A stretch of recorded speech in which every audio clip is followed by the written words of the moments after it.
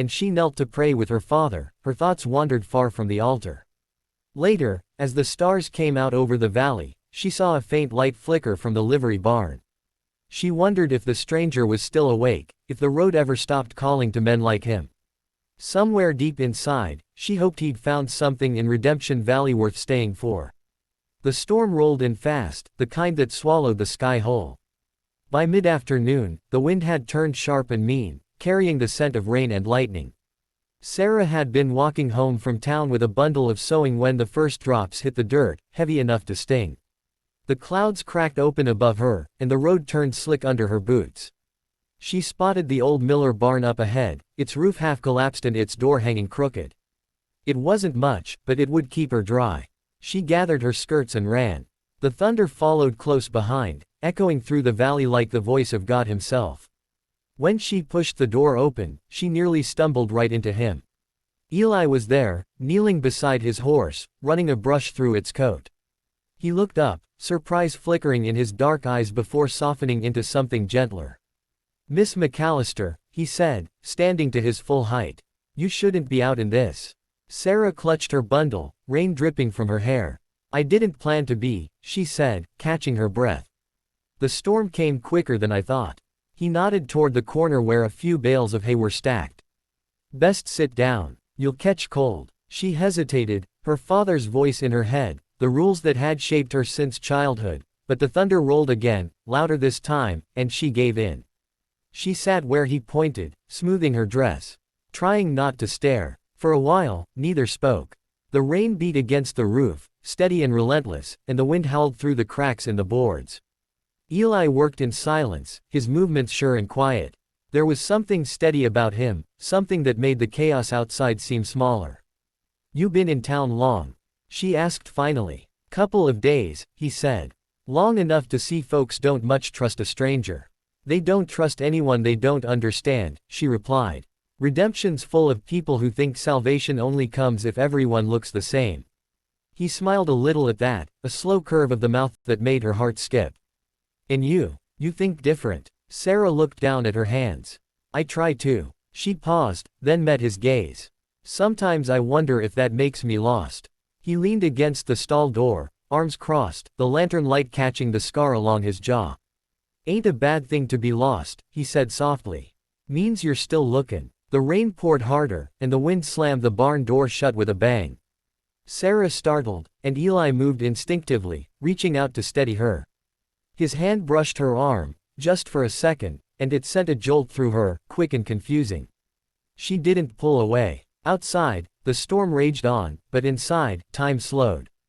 They talked until the thunder faded, about the road, about faith, about what it meant to belong somewhere. He told her he'd worked cattle from Texas to Montana, that every place started to look the same after a while. She told him she'd never seen beyond the valley, that sometimes she dreamed of mountains and rivers she couldn't name. By the time the rain eased, the lantern's flame had burned low. "I should go," she whispered, though neither of them moved. He looked at her for a long moment, then nodded. "I'll walk you home." She wanted to say she didn't need him to, but the words wouldn't come. So they walked through the quiet streets together, the air fresh and clean after the storm. When they reached the church steps, she turned to thank him, but he was already walking away, his silhouette fading into the mist. Sarah stood there until he was gone, her heart beating too fast, her palms still warm where his hand had touched hers. Morning came bright and sharp after the storm, the kind of morning that made the world feel scrubbed clean. But beneath the quiet calm, something had shifted. Word had spread through Redemption Valley before the church bell even rang. The preacher's daughter had been seen walking home after dark, and a stranger had been the one beside her. Sarah felt the eyes before she heard the whispers. At the bakery, at the well, in the pews before service, women leaned close to each other and murmured, men shook their heads like they'd been handed bad news. She held her chin high and said nothing. But when she caught sight of Eli at the edge of town, mending a fence line with his sleeves rolled up, her stomach twisted with something between fear and longing. Her father noticed, of course. Reverend McAllister saw everything. That evening, as the sun dipped low, he called her into the parlor. His Bible lay open on the table, his hands resting heavy on its pages. "You've been keeping company with that man," he said, voice steady but hard.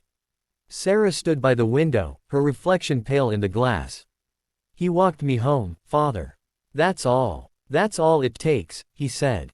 A man like that doesn't belong here. He's trouble, and you know it. She turned toward him. How do you know, if you've never spoken more than a few words to him? Her father's jaw tightened. I don't have to. I've seen his kind. They ride in, take what they want, and ride out again. You think he'll stay for you? For this town? No. He'll leave, and you'll be left behind with the shame. The words stung more than she expected. She wanted to argue, to tell him that Eli wasn't like that there was something in his eyes that spoke of a man who'd lost too much to ever take lightly again. But she couldn't find the words. That night, she couldn't sleep. The wind had quieted, the stars were bright, and the world felt too still. She slipped out of the house, barefoot, her shawl wrapped tight. She walked down to the edge of town, where the hills opened into wide pasture. A lantern burned by the fence, and Eli was there, sitting with his hat beside him, staring out into the dark.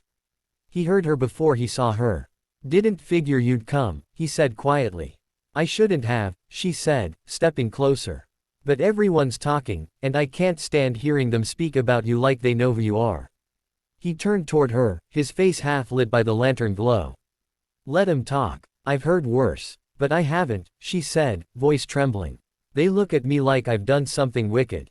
He stood, slow and deliberate, and for a long moment they just looked at each other, her eyes full of fear and fire, his filled with something softer, heavier. You ain't done a thing wrong, he said. Sometimes people fear what don't fit their shape of right. The silence between them was thick, heavy with everything they hadn't said. Sarah felt her heart beating so hard she thought it might give her away. Are you leaving? She asked. He looked past her toward the dark ridge line. Was thinkin' on it. A man like me don't get welcome twice. She swallowed hard. And if I asked you to stay? He exhaled, slow and low. Then I'd have to find a reason worth staying for. For a moment, neither of them moved. The night air was cool, carrying the scent of wild sage and wet earth. Sarah felt the weight of every rule she'd ever been taught pressing against her chest, and still, she took a step closer. I don't know what's right anymore, she whispered. Eli's voice dropped, rough around the edges. Maybe right ain't something you find in a book, Sarah. Maybe it's something you choose. The words hung between them, simple and true.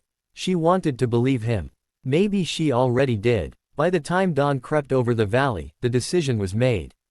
The town would keep its whispers, her father would keep his sermons, and the horizon would keep calling to the both of them. But for one brief night, beneath the quiet stars of Redemption Valley, Sarah stopped being the preacher's daughter, and became her own. Spring came slow to Redemption Valley that year. The rains held off, and the fields turned gold before their time. The people went about their days the same as always, but the talk had quieted some, softened into something closer to memory. Sarah still felt the looks, but they no longer stung the way they had. There's only so long folks can keep their tongues sharp before life dulls them again. Eli was gone by the time the first wildflowers bloomed. He'd left before sunrise, leaving only a note nailed to the barn door. It wasn't long, just a few words scrawled in rough, careful handwriting, keep looking. The world's wider than they told you. Sarah read it every morning for a week before tucking it inside her Bible, between the pages of Psalms. She didn't cry, she'd done her crying already. But she carried a stillness inside her, a quiet strength that hadn't been there before. Her father noticed, though he didn't speak of it. The fire in his sermons gentled, and sometimes when he paused to look out at the congregation, his eyes seemed far away, like maybe he, too, had started to wonder what lay beyond the valley. By midsummer, Sarah had taken up teaching the children in the churchyard. She read them stories, taught them letters and hymns, and sometimes, when the day was long and the sun too bright to ignore, she'd walk them out to the ridge where the horizon seemed to stretch forever. That's the edge of the world, she'd tell them, smiling. But it's not the end. One evening, as she was closing the schoolhouse, she heard the sound of hooves in the distance, slow, steady, familiar. She turned, heart leaping before she could stop it. A rider crested the hill, dust rising behind him in the golden light. The horse was the same dark bay she remembered. The man's hat was pulled low, but there was no mistaking the breadth of his shoulders or the easy way he sat the saddle. He stopped a few yards away, dismounted, and took off his hat. Time had carved deeper lines in his face, but his eyes, those dark, steady eyes, were the same. "Evenin', Miss McAllister," he said, voice rough from the road. "Didn't figure you'd still be here." Sarah smiled faintly. "I might say the same about you."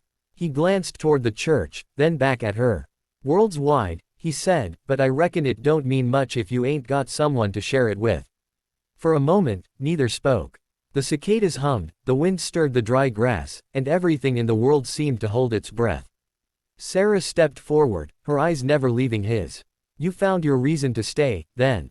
Eli smiled, that small, quiet smile she'd never forgotten. "Reckon I did." And for the first time in a long while, she felt the world open before her again, not like a cage, but like a promise. The sun dipped low, and the two of them stood there in the fading light, the horizon stretching wide and endless beyond them. The seasons turned again, and with them, the rhythm of life in Redemption Valley. The gossip had long since faded into the wind, replaced by new stories, new worries, and the quiet hum of days passing.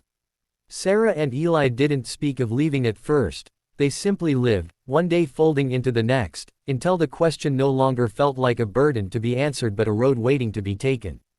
Eli worked the land on the edge of town, a stretch of dry pasture no one had thought worth tending. Under his hands, the soil gave way, slow and stubborn, and grass began to grow where only dust had been. Folks came to trade fence posts and tools, then stayed a while to talk. Some still eyed him with caution, but most had learned that a man who worked that hard couldn't be all bad. Sarah kept teaching at the church, though her lessons began to change. She taught the children scripture, yes, but also the names of stars, the shape of mountain ranges beyond the valley, the way rivers carve their way through stone if you're patient enough. The Reverend would sit at the back some mornings, quieter now, his daughter's voice carrying through the open windows. In the evenings, when the air cooled and the world softened, Sarah would walk to the edge of the fields where Eli worked. He'd lean on the fence, sweat darkening his shirt, and she'd hand him a tin cup of water. They'd stand together, saying little, watching the sun sink low and the land turn gold. Words weren't always needed between them, silence, too, could be a kind of prayer. One night, after the first harvest, Eli sat carving something small and careful from a block of wood.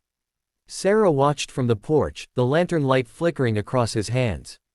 When he finished, he handed it to her, a little horse, rough-hewn but strong, its head turned as if listening for the wind.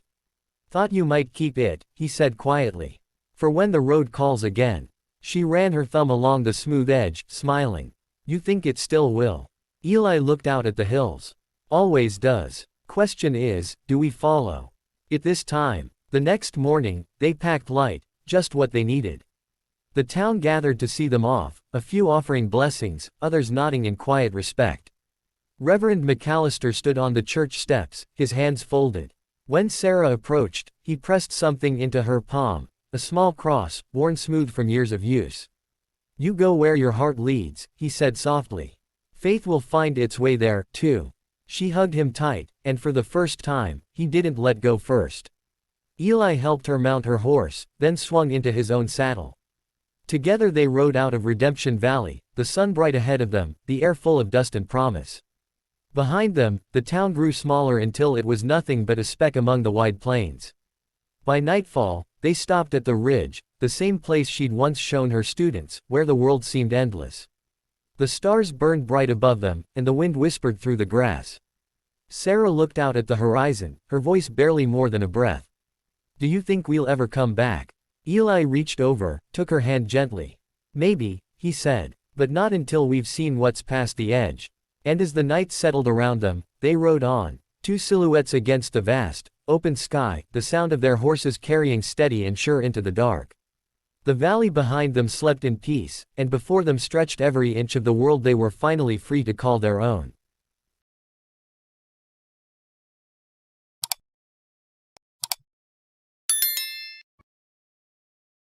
The sun was sinking low when he rode into Redemption Valley. The sky burned orange and red, the kind of color that made the dust glow like embers.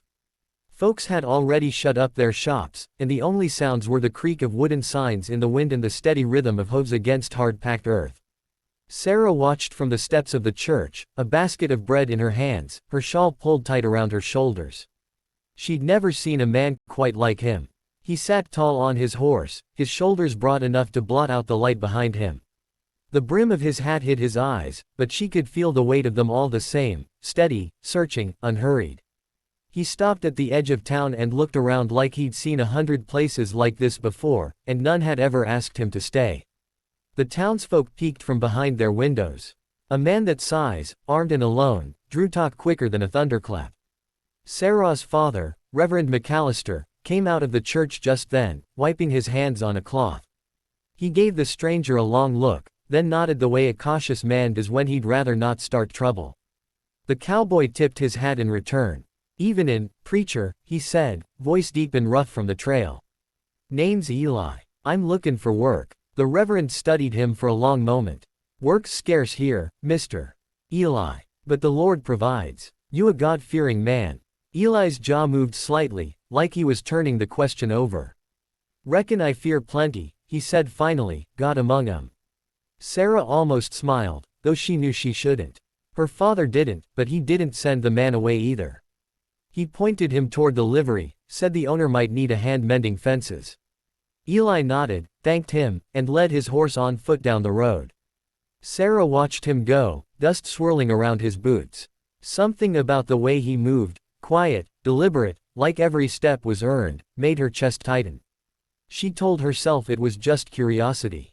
But when the evening bell rang, and she knelt to pray with her father, her thoughts wandered far from the altar. Later, as the stars came out over the valley, she saw a faint light flicker from the livery barn. She wondered if the stranger was still awake, if the road ever stopped calling to men like him. Somewhere deep inside, she hoped he'd found something in Redemption Valley worth staying for. The storm rolled in fast, the kind that swallowed the sky whole. By mid-afternoon, the wind had turned sharp and mean, carrying the scent of rain and lightning. Sarah had been walking home from town with a bundle of sewing when the first drops hit the dirt, heavy enough to sting. The clouds cracked open above her, and the road turned slick under her boots.